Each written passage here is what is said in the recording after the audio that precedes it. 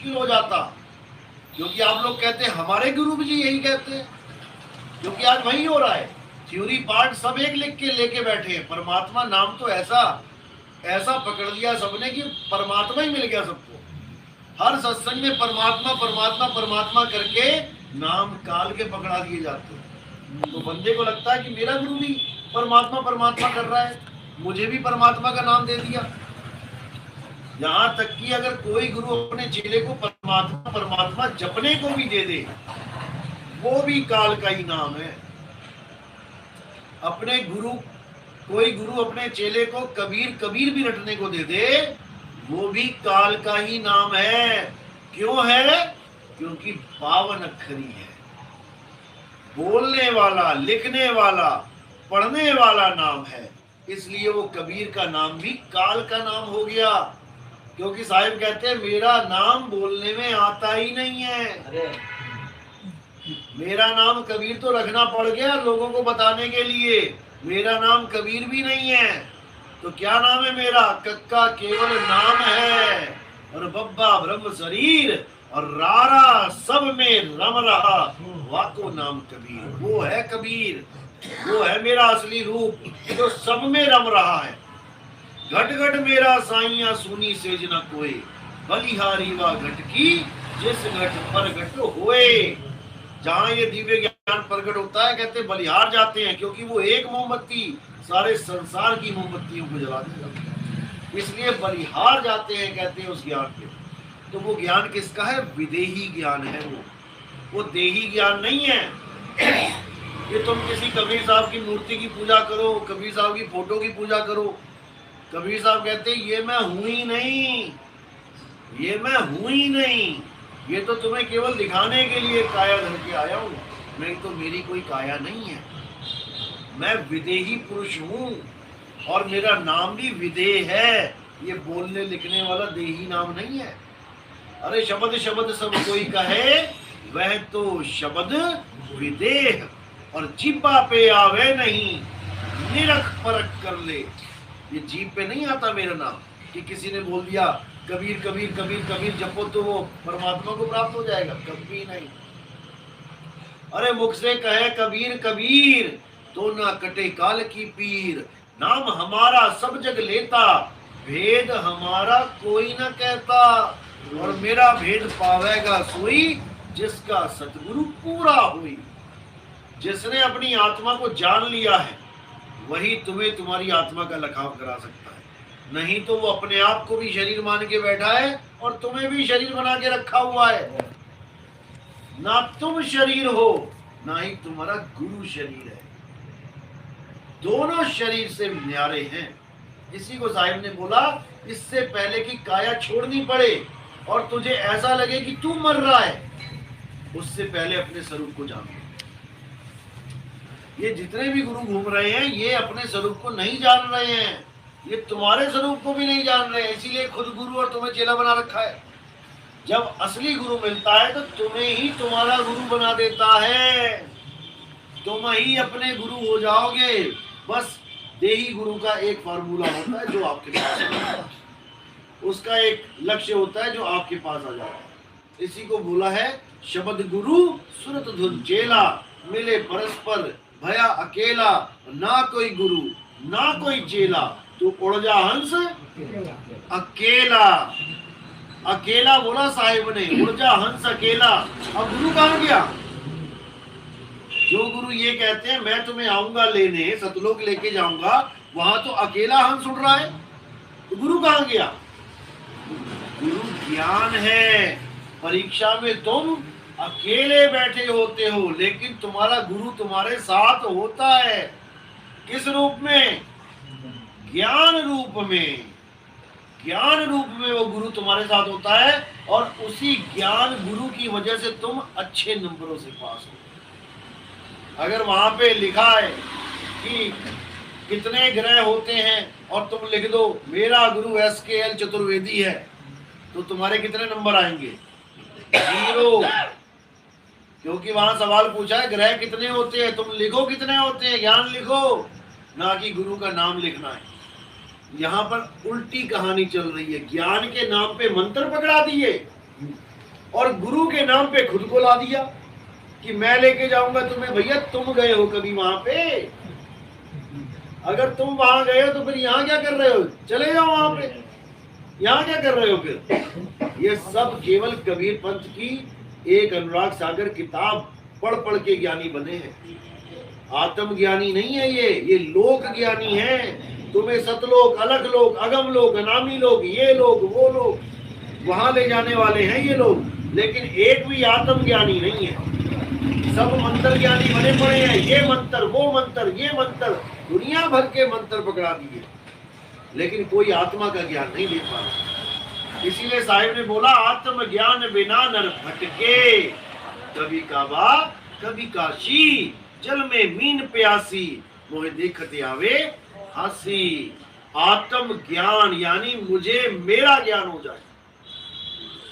आत्म हत्या यानी मैं अपनी हत्या करूं तो आत्म हत्या कहलाती है।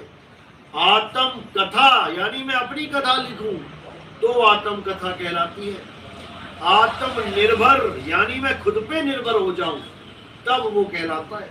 आत्म कल्याण यानी मैं खुद का कल्याण करूं तब वो आत्म कल्याण कहलाता है। आत्म रक्षा यानी मैं खुद की रक्षा करूं ना कि किसी और की, तब आत्म रक्षा कहलाता है। और आत्म ज्ञान यानी मुझे मेरा ज्ञान हो जाए, ना कि मुझे किसी मूर्ति की पूजा में लगाना है, ना तो मुझे कोई मंत्र जपना है, ना मुझे कोई तीर्थों में जाना है, ना मुझे किसी भगवान का, राम का, अल्लाह वाहिगुरु का नाम जपना है। मुझे आत्म ज्ञान चाहिए। आत्म ज्ञान बिना नर भटके। अब आत्म ज्ञान और जीव ज्ञान, इसमें बड़ी दुविधा है। आज भावनगर में कुछ कबीरपंथी आए थे, वो बहस करने लग गए कि जीव और आत्मा एक ही है।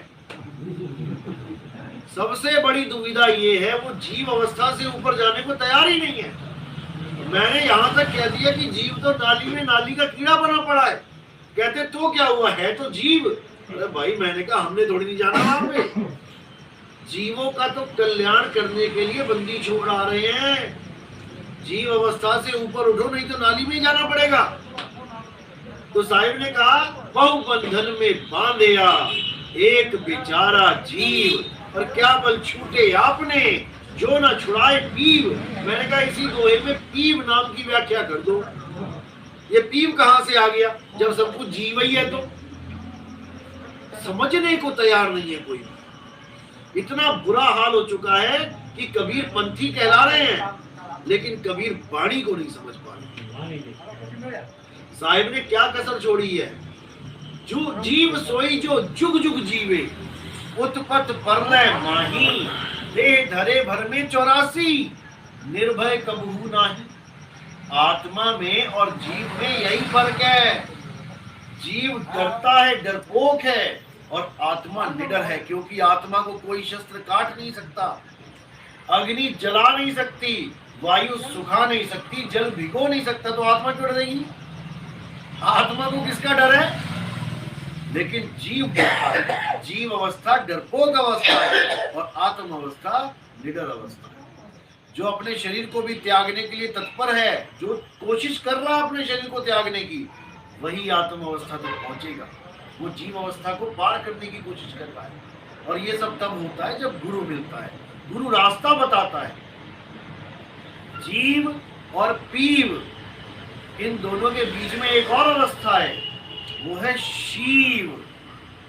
इस शिव अवस्था को प्राप्त करने वाले लोगों को ही काल का दूत बोला गया है, और कोई काल नहीं है बीच में। जीव और पीव के बीच में ये जो बीच है, जहां बोला है बिचली पीढ़ी हंस न तरही, यही है वो लोग जो जीव से पीव की जगह जीव से शिव बने बैठे हैं। मंत्र जप के, तंत्र जप के, श्वासों पे ध्यान लगा के, नाभि में ध्यान लगा के, त्रिपुटी में ध्यान लगा के, ये सारे शिव अवस्था को प्राप्त कर रहे हैं। किसी को रोक देना है।